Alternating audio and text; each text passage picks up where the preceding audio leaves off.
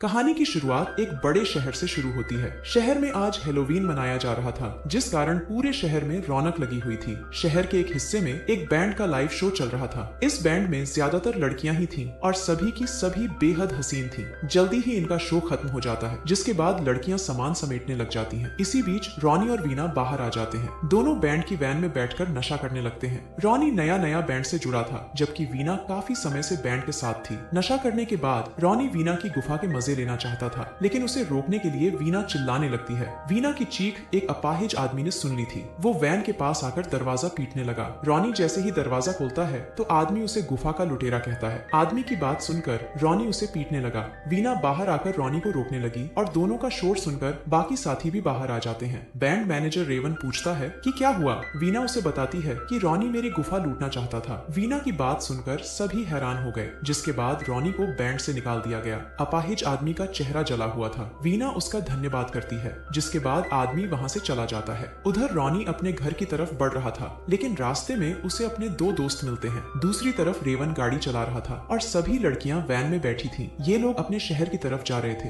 रास्ते में एक गैस स्टेशन भी आता है, जिसके बाद रेवन वैन को वहीं पर रोक लेता है। वैन रुकते ही वीना बाथरूम की तरफ चली गई। वैन में तेल कम था, इसीलिए रेवन ने वैन रोक ली थी। तेल भरकर जब वो जाने लगे तो सभी का ध्यान वीना की तरफ जाता है। वीना अभी तक नहीं लौटी थी, जिस कारण सभी लोग उसे ढूंढने लगे थे। सभी उसे स्टेशन के अंदर और स्टेशन के आसपास देखते हैं, लेकिन उन्हें वीना कहीं नहीं मिलती। इसी दौरान सभी के सामने ब्रूस आता है। लड़कियां उससे वीना के बारे में पूछती हैं, तो ब्रूस उन्हें बताता है कि मैंने अभी अभी एक लड़की को एक लड़के के साथ जाते देखा है। ब्रूस की बात सुनकर सभी को लगा कि वीना अपने लवर के साथ चली गई और अब उन्हें भी चलना चाहिए। अब रेवन वैन स्टार्ट करने की कोशिश करता है, लेकिन वैन स्टार्ट नहीं होती। वो जब वैन को चेक करता है तो ब्रूस उसके पास आकर कहता है कि इसका इंजन तो गया। अब लड़कियां उससे लिफ्ट के बारे में पूछती हैं, जिसके बाद ब्रूस कहता है कि मेरे चाचा तुम्हें लिफ्ट दे सकते हैं, उनका घर यहीं पास ही है और मैं तुम्हें वहां तक तो छोड़ ही सकता हूँ। ब्रूस की बात सुनकर सभी उसकी गाड़ी में बैठ जाते हैं और गाड़ी आगे बढ़ने लगती है। थोड़ी ही देर बाद ब्रूस की गाड़ी उसके चाचा के घर तक पहुंच गई। ये घर दिखने में छोटा लेकिन काफी डरावना था।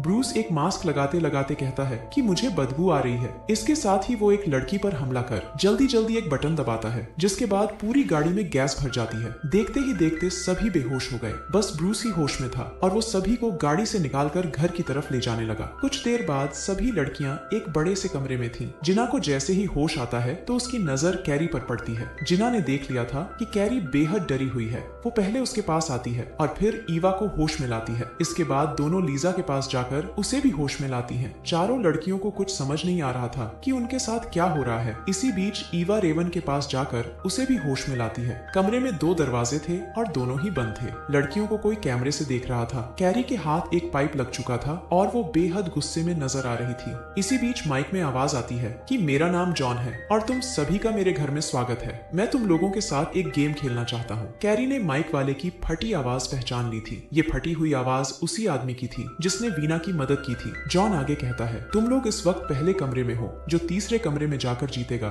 सिर्फ वही जिंदा बचेगा। अब लड़कियां उससे गेम के बारे में पूछती हैं, तो जॉन उन्हें बताता है कि हर कमरे में किसी को मरना होगा, तभी तुम में से कोई जिंदा बचेगा। मैंने यहाँ गन भी छुपा रखी है ताकि तुम लोग गेम खेल सको। उसकी बात सुनकर लड़कियां गेम खेलने से मना कर देती हैं। अब जॉन एक बटन दबाता है और कमरे में गैस भरने लगती है। अब सभी को डरावनी चीजें दिखने लगी थी। असल में ये गैस सीधा दिमाग पर असर करती थी। ये गैस लोगों को डरावनी चीजें दिखाकर उन्हें पागल कर देती थी। डरावनी चीजें देख देख कर सभी चिल्लाने लगे और उन्हें चिल्लाते देख कर जॉन बेहद खुश था। कुछ ही देर बाद जॉन फिर से बटन दबाता है और कमरे से गैस चली जाती है। अब जॉन सभी से कहता है कि मेरे पास कई तरह की गैस है। अगर तुमने मेरी गेम नहीं खेली तो मैं जहरीली गैस से सभी को मार दूंगा। इसके साथ ही वो सभी को गन ढूंढने का भी समय देता है और सभी गन ढूंढने लग जाते हैं। जल्दी ही लीजा को एक गन भी मिल जाती है और तभी कमरे में वीना दाखिल होती है। वीना का जख्मी चेहरा देखकर सभी हैरान थे। दरअसल वीना को भी ब्रूस ने ही बेहोश किया था और वही उसे यहाँ लेकर आया था। लीजा की गन का मुंह वीना की तरफ था। जॉन उसे गोली चलाने को कहता है, लेकिन लीजा गोली नहीं चलाती।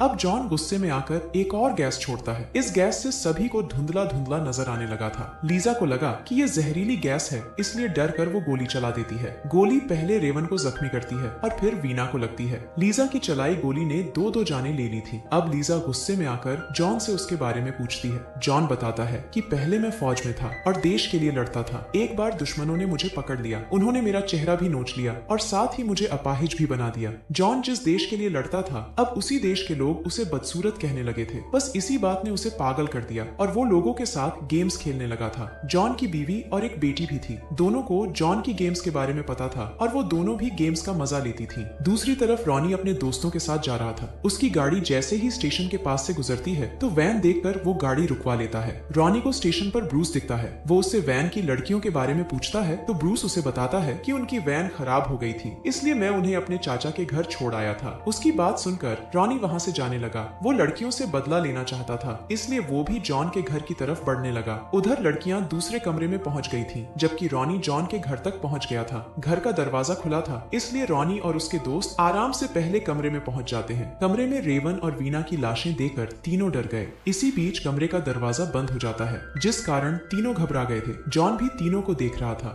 वो फिर से एक बटन दबाता है, जिसके बाद कमरे में गैस भरने लगती है। ये गैस सांस के लिए खतरनाक थी। इस गैस के कारण तीनों लड़कों की हालत बिगड़ने लगी। तीनों की हालत जब काफी बिगड़ जाती है तो जॉन गैस बंद कर देता है। दूसरी तरफ कैरी ने लीजा से गन छीन ली थी। वो पहले खुद को मारना चाहती थी, लेकिन फिर कुछ सोचकर वो लीजा पर गोली चलाती है। कैरी की हरकत देखकर लड़कियां हैरान रह गईं। लीजा जैसे ही दम तोड़ती है तो आगे बढ़ने का दरवाजा खुल जाता है। तीनों लड़कियां जैसे ही अगले कमरे में आती हैं तो जिना गन देखकर दौड़ती है, मगर कैरी ने अपनी गन दिखाकर पहले ही उसे रोक लिया। इसी बीच ईवा उससे गन छीनने की कोशिश करती है। कैरी उसे रोककर जिना की तरफ गन करती है। वो जिना को मारना चाहती थी, लेकिन गन में गोलियां खत्म हो चुकी थी। अब दोनों लड़कियों के बीच लड़ाई शुरू हो जाती है और कैरी जिना को काफी मारती है। इसी बीच ईवा ने नई गन उठा ली थी। वो कैरी को मारना चाहती थी, लेकिन गलती से जिना को मार देती है। दूसरी तरफ रॉनी के पास ब्रूस पहुंच चुका था। ब्रूस के पास एक गन थी। वो आते ही रॉनी पर टूट पड़ता है और फिर उसके एक दोस्त को मार देता है। अब ब्रूस रॉनी के दूसरे दोस्त विली को भी मारना चाहता था। इसी बीच रॉनी के हाथ एक कील लग जाता है। वो जल्दी जल्दी ब्रूस के पैर पर हमला कर उस पर टूट पड़ता है। जल्दी ही रॉनी के हाथ उसकी गन भी लग जाती है। वो अब कभी भी उसे मार सकता था, लेकिन अचानक माइक से जॉन की आवाज आती है।